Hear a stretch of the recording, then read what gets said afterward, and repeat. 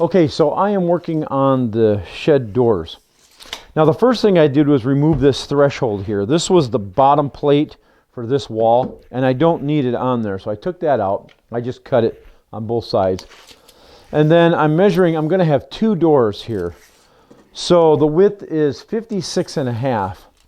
So that is 28.25 per door. So 28.25, and then I want to take off 1/4 of an inch on each side. So that leaves me 28.25. So that it leaves me 27.75. So the width of my door is going to be 27.75. And then the height is 77.5. So 1/4 on top and 1/4 on the bottom leaves me 77. So I need to have a door that is 77 by 27.75. So what I'm going to do is, I think, now on the other side over there, I did those doors and I used some nice T111 to make it match. But on this side here, this faces the woodshed. Nobody ever sees this side. So I'm just going to use whatever I have. And I have a scrap piece of OSB in here. And I've got junk in here already, so I can't get around. Actually, it's just mostly tools. So I'm going to go ahead and use this scrap OSB and see what else I have. It might not look the greatest, but once I get done painting it, it doesn't matter because nobody's going to really see this side. So I cut the uprights, and I've got 4 of these at 77. So 2 for one door, 2 for the other door. And now my cross pieces, I'm going to have 3 cross pieces. So I've got 6 of these at 20.75. So there's going to be 3 of these horizontal pieces for each door. So 20.75 plus 7 inches is 27.75. So it's going to be like this. Like that. And I'm going to have 3 of them here. Now I don't have a pocket hole jig, so I'm just going to do the best I can with what I have. And the reason I don't have a pocket hole jig is because I'm not into that proprietary stuff where you got to buy the jig, you got to buy the pocket hole screws, and then you're into all this money when you don't really have to do that. So I'm going to line these up like this. And would it be nicer with pocket holes? Yes, it would, but not that big of a deal. Okay.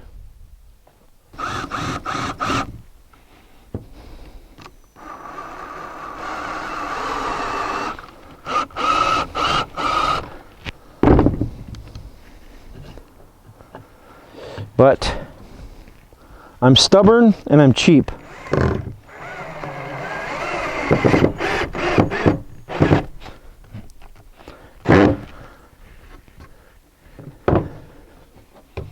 There's my pocket hole.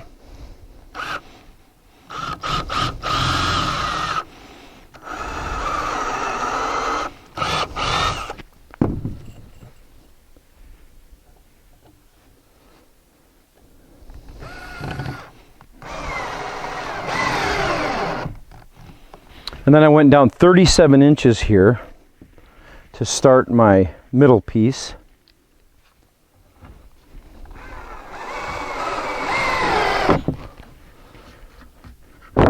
Just like that. Okay, so I've got one of the frames done, and I'm going to make another one exactly like it. And they are both 27.75 by 77 inches tall. Now I'm going to put my OSB on, and when I do that, I'm going to have 2 different sizes. I'm going to go the full 77 inches with the OSB, but on one of the doors, I'm going to come back an inch. So it's going to be 26.75. So the OSB will come to right about here. And then on the other door, it's going to overlap an inch. So it's going to be 28.75. So I'm coming in on one of the doors an inch and going over one of the doors an inch. And I'm just going to freehand this. It's a shed, right?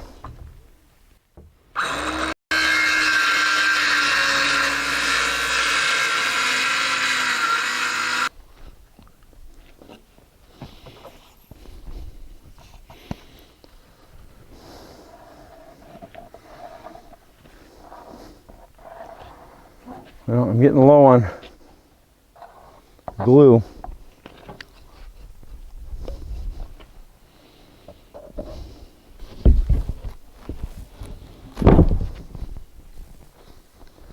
This is the one that's an inch over, 28 3/4.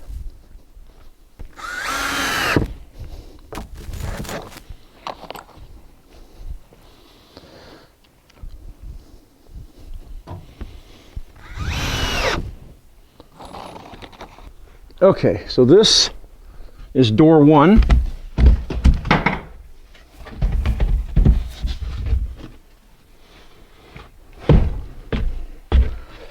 Now I know a lot of you people are going to say, Tom, you're supposed to give it a 1/2 inch, all the way around, not a 1/4 inch. Well, you know what? I did a 1/2 inch on those other doors over there, and I had a lot of room to spare. They were just, so worst come to worst, that if it starts to swell and it pinches, I can always take it off and run a skill saw, a circular saw, and take off a 1/4 inch if I have to, or just put it on the table saw, but I don't think so. So, okay, now, here's the reason I have an overlap on this one, because the next door is going to come like this, and this is going to be my stop right here. So the next one, the OSB is going to be in an inch. So this should line up pretty well. I don't know, but I can even make it a little bit smaller. Instead of an inch smaller, make it like 1.5 inches. That way it's not really close fit. I've got a little bit of gap between this and the other one. And so, because I've got plenty to spare. So I think I will do that. I think I'll make it a 1/2 inch smaller. So instead of 38, what was it, 38 and they're 38, 28 3/4, I'll make it 26 1/4. And that should do it. So, and I don't mind this OSB. It's, it doesn't match the T111, but this side is on the woodshed, so nobody's going to see this. So, I think that's going to be fine. Yeah. Looks good to me. Just don't look real close, because then you can see imperfections. But, all right. Door number 2. Okay, you know what? Call me crazy, but I try to be super frugal, and instead of cutting I have another piece of OSB, a full sheet, but I think I'm going to use scraps that I have laying around, and they're the same thickness, right? They're what, 1/2 inch or so. This one's already 77. Wait, yeah, that's 77 already, right? And this is 19 1/4. Okay, so if I put this on, and yes, I will have a seam, but I can take and rip 2 of these onto here, and I'll have a seam right here, but that seam, I can repair that. That's a walk in the park. I can even put, like on the inside, I could put a piece of, I could put a small strip of cedar right up here, and you'll see a seam, but I'm saving myself a whole piece of OSB. I wouldn't be doing this if it wasn't for the fact that this is on the woodshed side. So,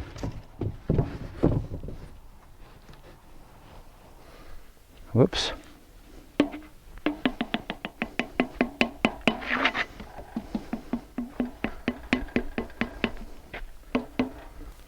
Yeah, and that's I probably have enough in this bottle to do this side here, but I'm not spreading it very well, but really this bottle is old. It's been sitting around for, let's do this ugly door.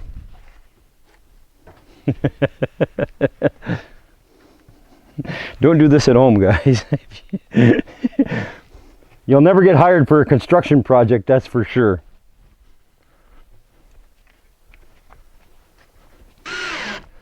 When I get this all done and painted,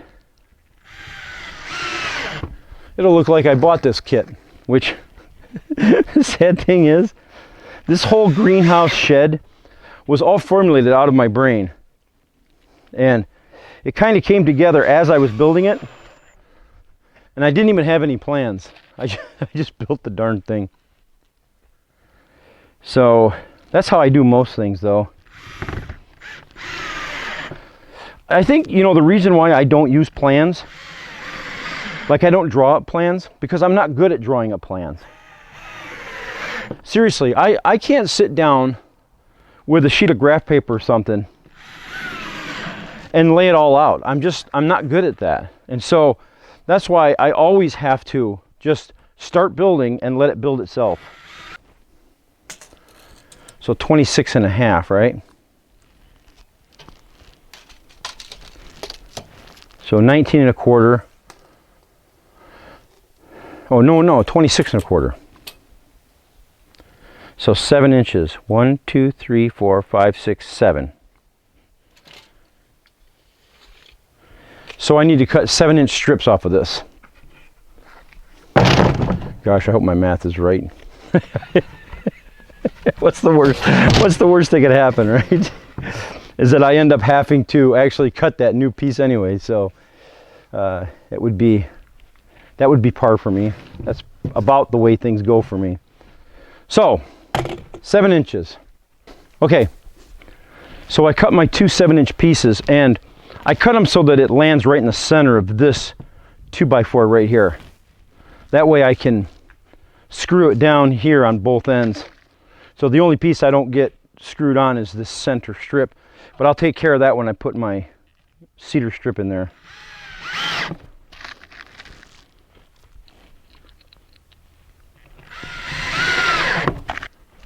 All right.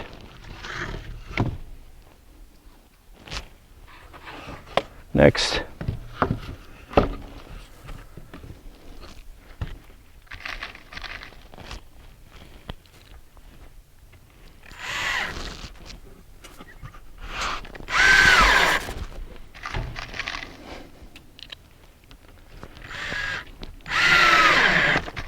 So for the piece of cedar, I'm not going to go all the way down. I'm just going to come up about like 1.5 inches or so.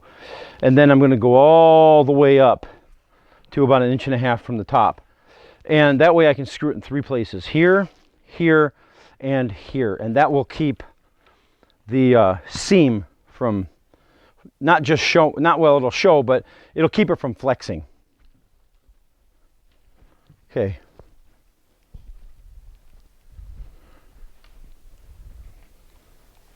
Okay, so I cut this 3-inch strip, and I cut it at 73 inches, and that gives me about 2 inches on each side. That way there's a little bit of clearance when I do my trim, my inside trim, my doorstop, it won't hit it.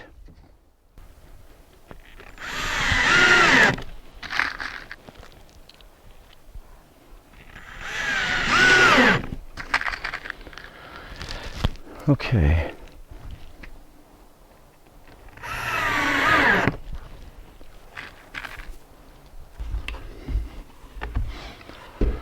Okay, so when I put this door on, I just put really small shims along the bottom just to give it a little clearance.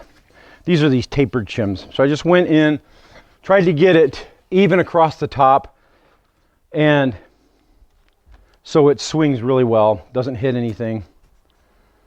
And then the I just bought these cheap hinges, and what I'm going to do is I didn't put all the screws in because I'm going to put some of those security screws in. I'm going to back these out. And basically security screws, what they are is you can only go one way, you can't back them out. So the slot in it is slanted on the left side when you go to turn backwards. I don't know if I'm explaining that right. But anyways, you can't, basically they're security screws. You can screw them in, but you can't back them out. So you got to make sure when you put them on that everything is correct. And then I'm going to go ahead and do this door. Put my hinges on this one, shim it, and these doors are pretty close to done.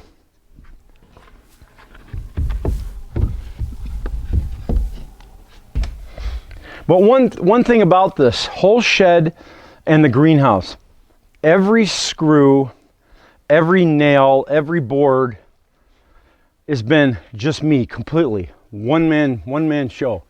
So that's why it's taken so long. Okay, so now this is why I came back with this OSB, because this edge falls on this 2x4 right here. So it goes like this, just like that. And that's my stop for this door. Now I'm going to put, of course, some trim in here for door stop. I'll put trim in here, this side here, that side, and across the top. And then I'm going to actually be putting more flooring in here. So the flooring that I put in will act as my bottom stop.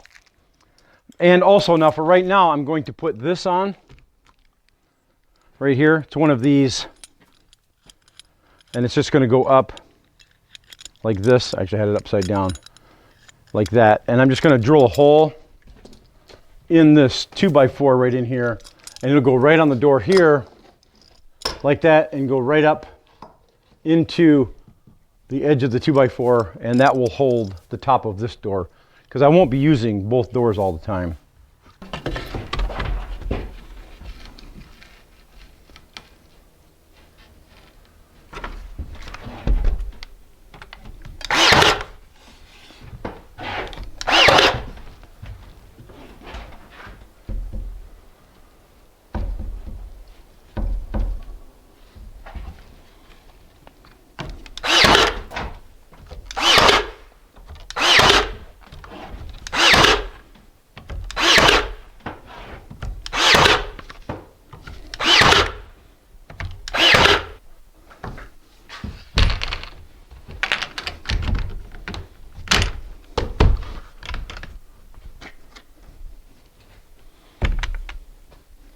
So for a latch, I just got this slide bolt latch.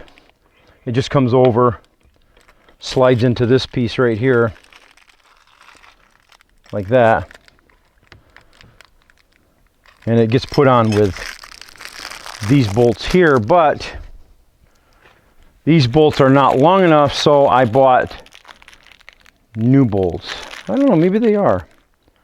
I bought new bolts anyways, because these are really thin, and I bought some nice heavy duty ones. So I'm going to go ahead and put this on, and the door is going to be done for now until I get to the floor, and then I'll finish it up, and then of course painting and whatnot.